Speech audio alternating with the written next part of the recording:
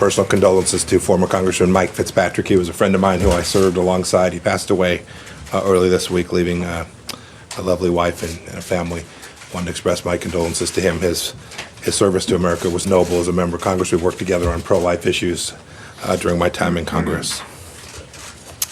I know lots of you have questions about the Middle East and Iraq. I'll certainly take some questions today. But first, too, I want to offer my condolences to the people of Australia for the tragic loss of life and property caused by the devastating wildfires across that region. America's thoughts and prayers are with the victims, their families, and the emergency service personnel putting themselves in harm's way. And the same goes, too, for the dozens of U.S. firefighting personnel who are standing side by side with our Australian friends fighting the flames together. As I said when I was in Sydney just this past summer, we have a truly unbreakable alliance. They are great friends, and we're happy to be able to help the Aussies in this time of need. Staying in Asia, we noted the appointment of Liu Huining as the new head of the Hong Kong Chinese Central Government Liaison Office. He's expressed hopes that Hong Kong will return to the, quote, right path, end of quote. The right path, as I've said before, is for the Chinese Communist Party to honor its commitments made to Hong Kong in the Sino-British Joint Declaration filed at the United Nations, a commitment that guarantees the territory's independent rule of law and freedoms that the Chinese living on the mainland, unfortunately, do not enjoy. The United States will continue to work with Hong Kong and the Chinese Communist Party officials to protect human rights and fundamental freedoms in Hong Kong and to promote Hong Kong's high degree of autonomy. In Afghanistan, there's an aspect of that conflict that deserves more attention, and that is the Islamic Republic of Iran's involvement there. Iran has refused to join the regional and international consensus for peace and is, in fact, today, actively working to undermine the peace process by continuing its long global efforts to support militant groups there. Most people know about Iran's proxy networks in the Arab world, but the regime also has a relationship with the Taliban and related groups, such as the Haqqanis, the Tora Bora, and the Mullah Dadullah group. The Taliban's entanglement in Iran's dirty work will only harm the Afghanistan peace process. A couple items here in the hemisphere. In Venezuela, I want to thank and congratulate Juan Guaido on his re-election as the president of the Venezuelan National Assembly, a legitimate re-election by a quorum of 100 deputies. The Maduro regime's campaign of arrests, intimidation, and bribery could not derail Venezuelan democracy, nor could its use of military forces to physically bar the National Assembly from accessing the Parliament building. I applaud how Venezuela's political parties came together to support Guaido's re-election. The United States will continue to support President Guaido and the Venezuelan people, and we will continue to rally all other freedom-loving nations across the globe to do that same thing. We support the Venezuelan people because we believe the Western Hemisphere should be a hemisphere with freedom everywhere. I also want to highlight the work of the OAS, which has been an instrumental tool in moving the region in that direction. It's an example of truly outstanding, effective multilateralism. Secretary General Luis Almagro is the leader we need for the OAS to continue proactively addressing the central challenges facing the region, promoting democracy, upholding human rights, advancing security, and fostering economic development throughout it. I have more to say about the OAS and the multilateral reform in the coming weeks. On the theme of basic freedoms, I want to commend members of Bahrain's Council of Representatives for their January 2nd statement, in which they expressed deep concern over the inhumane and painful conditions to which Uyghur Muslims in China are subjected. Bahrain is recognizing what I've been saying for months. The Chinese Communist Party is committing mass human rights violations and abuses against Uyghurs, ethnic Kazakhs, Kyrgyz, and other Muslims held in detention in Xinjiang. We're happy with what Bahrain did, and we ask all countries, particularly those belonging to the Organization of Islamic Cooperation and the Arab League, to denounce the Chinese Communist Party's brutal treatment of Uyghurs, which is part of the party's broader war on faith. Moving to Europe. As many of you know, Prime Minister Mitsotakis is in town this week. I'm looking forward to welcoming him here. I'll be with him today at the White House alongside President Trump. I also want to announce that our Undersecretary for Political Affairs, David Hale, will be traveling to Brussels later this week. We'll have conversations with 28 European counterparts. This is a recurring meeting that happens about every 6 months. This particular gathering is important because it immediately precedes an EU foreign ministerial on Iran that has just been scheduled. And it shows, too, once again, our close cooperation with our European partners on issues of mutual concern. I'm sure while David's there, the issue of Iran and Iraq will feature prominently in their conversations, and they'll have an opportunity also to discuss priorities such as Syria, North Korea, and China as well. Finally, one more personnel matter. I want to thank Ambassador John Bass, who I've come to know in my time in service, both as the director of the Central Intelligence Agency and now as Secretary of State. His 2-year tour of service in Kabul was remarkable. It's one of our most important missions. Ambassador Bass is a respected strategic thinker, a man of incredible integrity. He's helped that country move forward to a brighter, more peaceful, and more secure future for all the Afghan people. And I, too, want to welcome our new 11 ambassadors and 2 ambassadors at large who were confirmed since the end of November, including Ambassador Sullivan, who will be heading off to Russia before too long. I'm glad they're finally getting out to the field, and we hope to have more follow them out there. With that, I'm happy to take a few questions. Matt.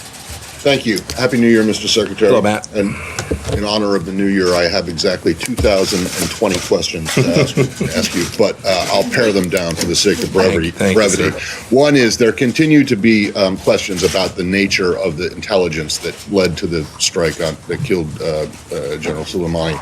Can you be at all more specific about, how imminent this was, what exactly it was?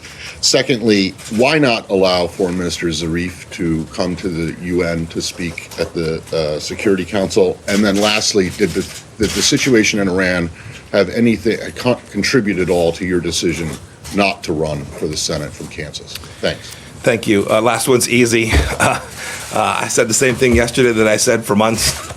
No real news there. I've said that I'm going to stay serving as Secretary of State so long as President Trump shall have me.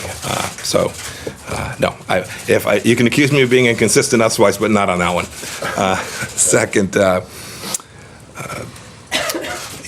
we don't comment on visa matters, those traveling here to the United States on visa, so I can't add much more to this issue of Foreign Minister Zarif's travel to the United States. I'll say only this. We will always comply with our obligations under the UN requirements and the headquarters agreement, and we will do so in this particular instance and more broadly every day. And finally, there's been much made about this question of intelligence and imminence. I answered it multiple times on Sunday. I'm happy to walk through it again. Anytime a president makes a decision of this magnitude, there are multiple pieces of information that come before us. We presented that to him in all its broad detail. We gave him all the best information that came not only from the intelligence community, but for those of us who have teams in the field. We evaluated the relevant risks and the opportunity that we thought might present itself at some point.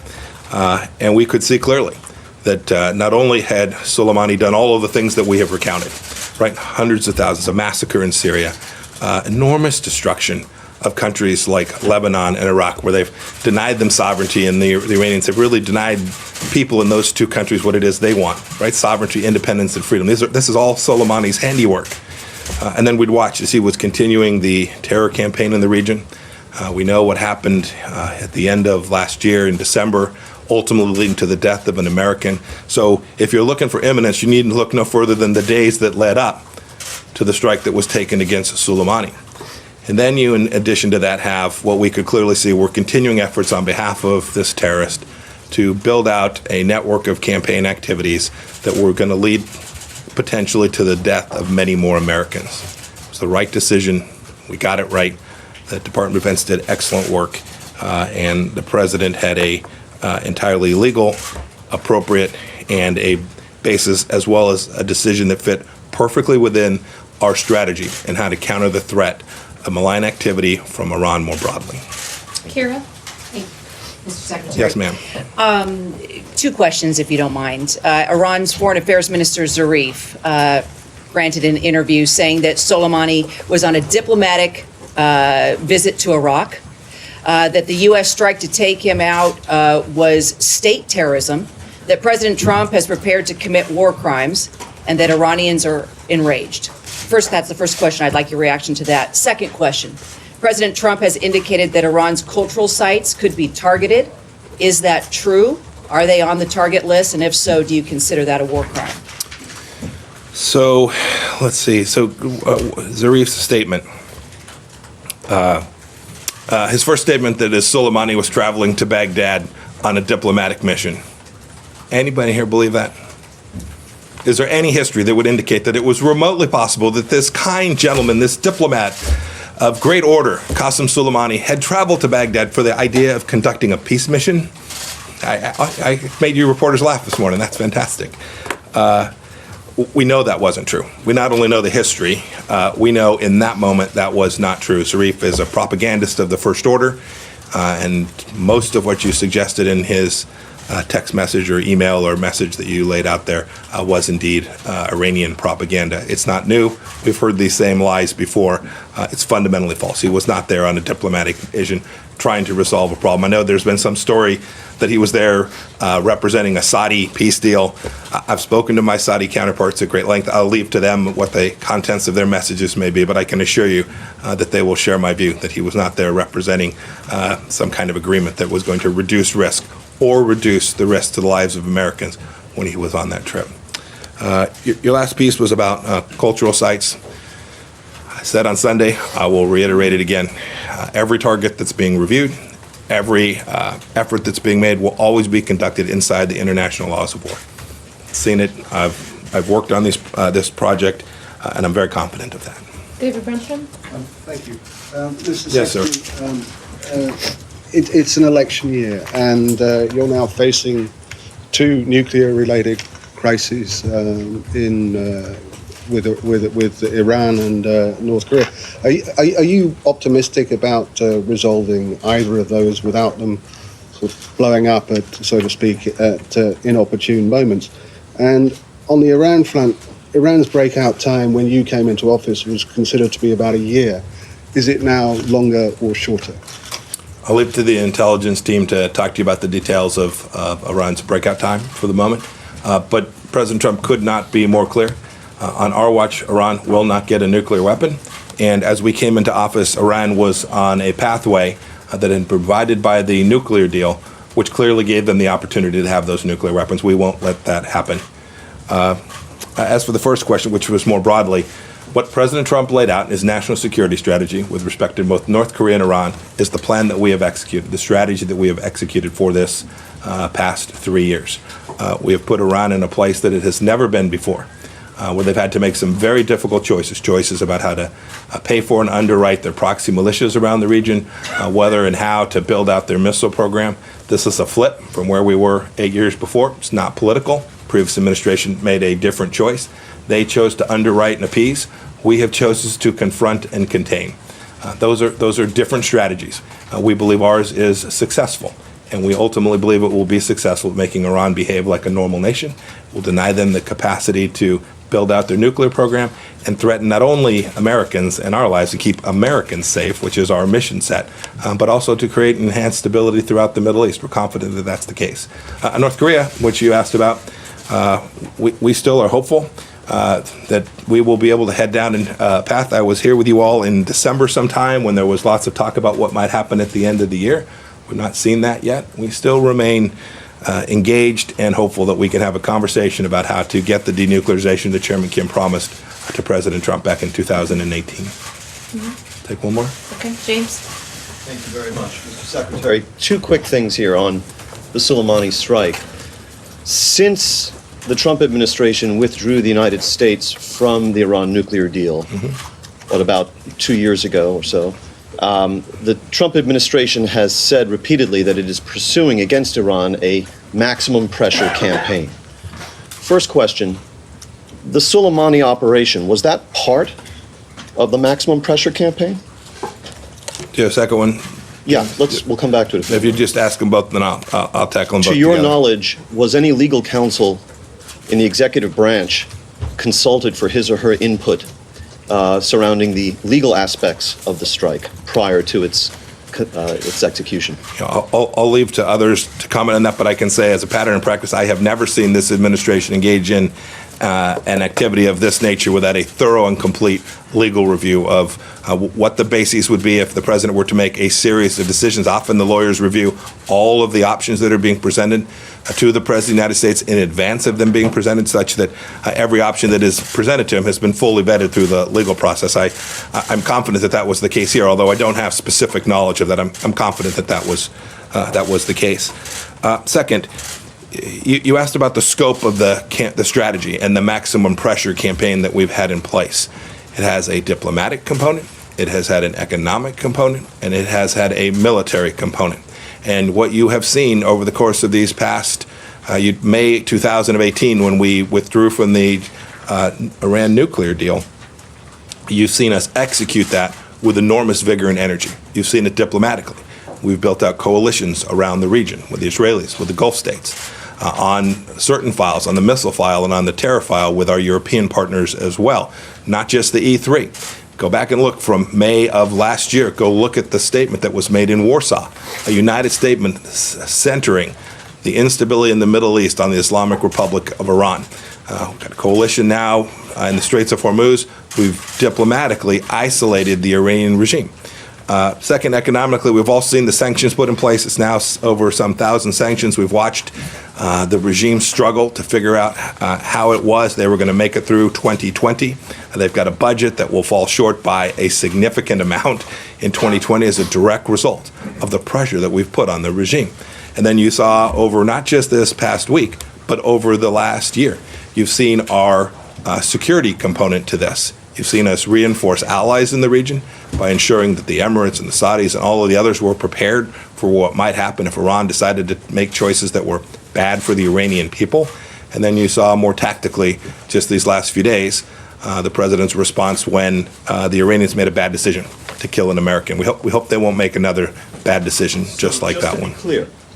The Soleimani strike was part of the administration's maximum pressure campaign, and going forward, the Iranians should understand, as they develop their calculus, that similar actions, such as the Soleimani strike, could well continue to be a feature of this maximum pressure campaign. I think the president's been unambiguous in his both the remarks he made down in Florida as well as the tweets that he's put out about the seriousness with which we take this, the risk attendant that we are deeply aware of, and the preparations we've made to prevent those risks, as well as our determination that in the event the Iranians make another bad choice, that President will respond in a way that he did last week, which was decisive, serious, and messaged Iran about the constraints that we are going to place on that regime so that it doesn't continue to put American lives at risk. At the end, our Iran policy is about protecting and defending the homeland and securing American lives. I know that the efforts that we have taken, not only last week with the strike against Soleimani, but the strategy that we've employed